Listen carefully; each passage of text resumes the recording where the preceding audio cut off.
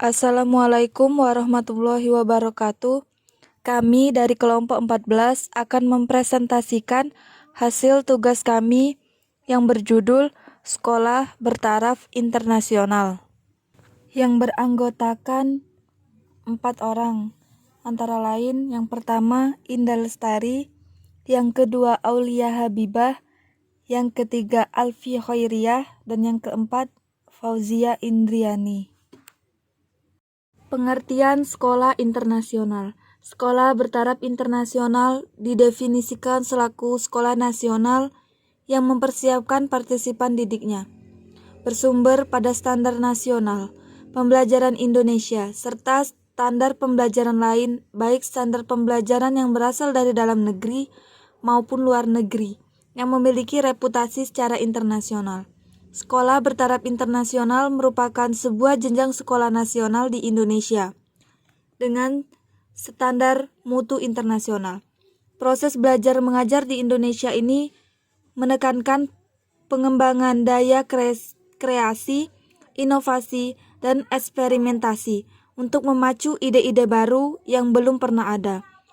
Pengembangan sekolah bertaraf internasional di Indonesia didasari oleh Undang-Undang Nomor 20 Tahun 2003 tentang Sistem Pendidikan Nasional, Pasal 50 Ayat 3. Dalam ketentuan ini, pemerintahan didorong untuk mengembangkan satuan pendidikan yang bertaraf internasional. Tujuan umum. Yang pertama, meningkatkan kualitas pendidikan nasional. Yang kedua, memberi peluang kepada sekolah yang berpotensi untuk mencapai kualitas bertaraf nasional dan internasional. Yang ketiga, memberi layanan kepada siswa yang berpotensi untuk menciptakan prestasi bertaraf nasional dan internasional. Yang keempat, menyiapkan lulusan yang mampu berperan aktif dalam masyarakat global. Poin selanjutnya yaitu mengenai tujuan khusus.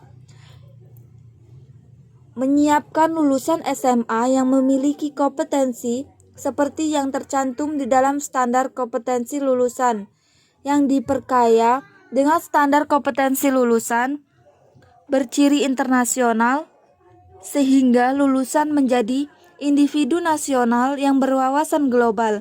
Menyiapkan individu agar tidak meninggalkan kebudayaan negara sendiri, serta menanamkan rasa cinta tanah air. Akan tetapi juga tidak tertinggal dengan negara-negara lain khususnya dalam bidang pendidikan. Menyiapkan individu yang cinta damai dan toleran. Menyiapkan individu agar selalu mencintai perdamaian serta dapat bersikap saling menghormati satu sama lain.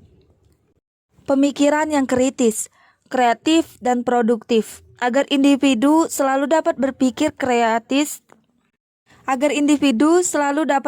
kritis serta dapat berkreasi untuk dapat menghasilkan hal-hal yang produktif. Yang poin selanjutnya, pemecahan masalah yang efektif dan inovatif. Menyiapkan individu agar selalu dapat berpikir yang efektif dan inovatif untuk dapat memecahkan masalah.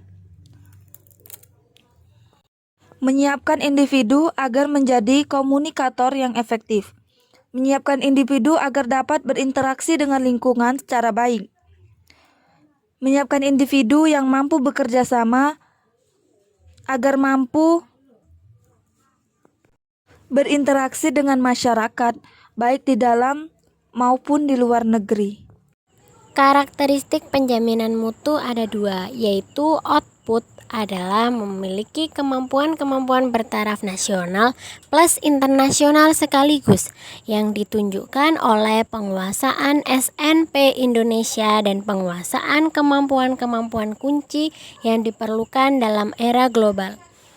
Yang kedua yaitu proses pembelajaran SBI, yaitu yang pertama adalah pro perubahan, yang kedua menerapkan model pembelajaran aktif, kreatif, efektif, dan menyenangkan, yang ketiga menerapkan proses pembelajaran berbasis TIK pada semua mata pelajaran, yang keempat proses pembelajaran menggunakan bahasa Inggris khusus mata pelajaran sains, matematika, dan teknologi.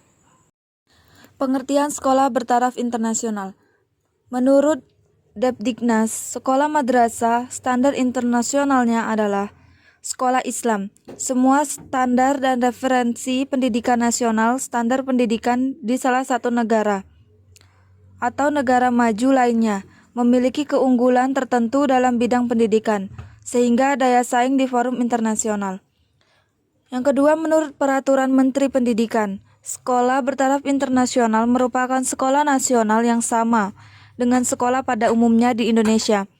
Namun, sekolah bertaraf internasional memadukan dan mengimplementasi dua kalimat nasional dan internasional dengan maksud akan menghasilkan lulusan yang bersifat internasional. Contoh sekolah yang bertaraf internasional yaitu Yogyakarta Independent School. Kurikulum di Yogyakarta Independent School, kurikulum internasional ada banyak jenisnya. Dua di antaranya yang banyak dipakai oleh sekolah internasional adalah Cambridge Assessment International Education dan International Baccalaureate. Yogyakarta Independent School pakai kurikulum yang mana? Nah, Yogyakarta Independent School menggunakan kurikulum International Baccalaureate. Jadi, kurikulum IB ini adalah sebuah kerangka kerja kurikulum yang didasarkan pada rasa ingin tahu dan bertujuan untuk menggali semua potensi anak secara menyeluruh. Dalam kodratnya, sebagai pembelajar untuk mempersiapkan mereka menuju dunia pendidikan tinggi atau kuliah dan dunia kerja di masa depan. Kurikulum International Baccalaureate. Kurikulum IB diadaptasi di luar negeri, misalnya di negara-negara Eropa dan Amerika Serikat. Menurut website IB, sudah ada 5.000 lebih sekolah di seluruh dunia yang menggunakan kurikulum IB. Ijazah dari IB juga diakui secara internasional, sehingga memudahkan siswa-siswi untuk melanjutkan pendidikannya dimanapun di seluruh dunia. Bahkan ada ribuan universitas di luar negeri yang menerima diploma IB. Jadi buat yang mau melanjutkan sekolah ke luar negeri boleh banget dipertimbangkan untuk masuk ke sekolah yang menggunakan kurikulum IB. Kurikulum Internasional Baccalaureate atau IB ini berasal dari Swiss dan ditujukan untuk anak dengan usia 3-18 dari preschool sampai high school. Program IB yang ditawarkan oleh YIS ini antara lain, yang pertama IB Primary Years Program atau PYP untuk usia 3-12 tahun dan ini setara dengan tingkat TK atau SD, TK dan SD. Terus yang kedua ada IB Middle Years Program atau MYP ini untuk usia 11-14 tahun atau setara dengan SMP. Dan yang terakhir ada IP Diploma Program atau DP ini untuk usia 15-18 tahun atau setara dengan SMA. Nah, kelebihan dari kurikulum IB ini adalah pembelajaran seputar sains, math, and language, tapi juga eksplorasi dalam kehidupan yang tentunya akan bermanfaat bagi para siswa-siswi seperti pendidikan personal, kemasyarakatan, kesehatan, dan juga kreativitas. Nantinya, para siswa-siswi ini juga akan difokuskan pada bidang-bidang yang menjadi minat mereka, sehingga bakat dan passion para siswa-siswi juga lebih berkembang. Unsur internal kepemimpinan antara lain yang pertama yaitu ada bakat. Nah, bakat ini merupakan salah satu unsur internal kepemimpinan yang memiliki pengaruh paling besar adalah bakat. Setiap orang sejak dilahirkan sudah memiliki potensi bakat alami dalam dirinya. Begitu juga dengan kepemimpinan yang adalah sebuah bakat bagi orang-orang yang memilikinya sejak lahir. Yang kedua ada kepedulian sosial.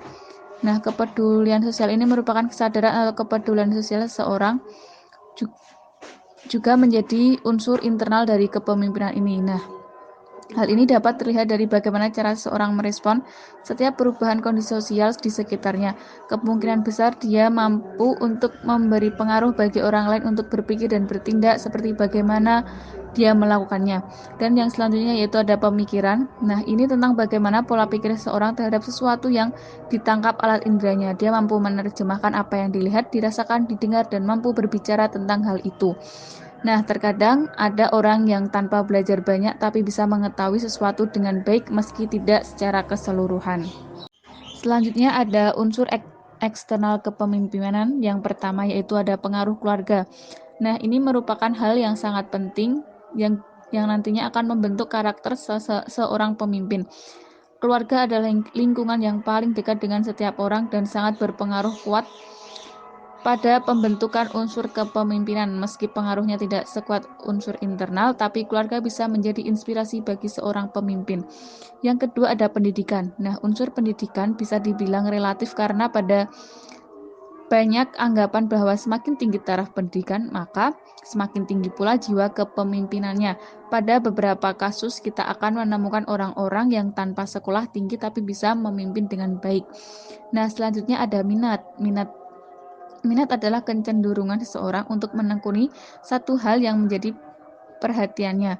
Banyak orang yang tidak memiliki bakat kepemimpinan tapi memiliki minat untuk belajar banyak tentang kepemimpinan. Mereka berpotensi menjadi pemimpin yang lebih baik dari orang yang sekedar memiliki bakat tapi tidak memanfaatkannya.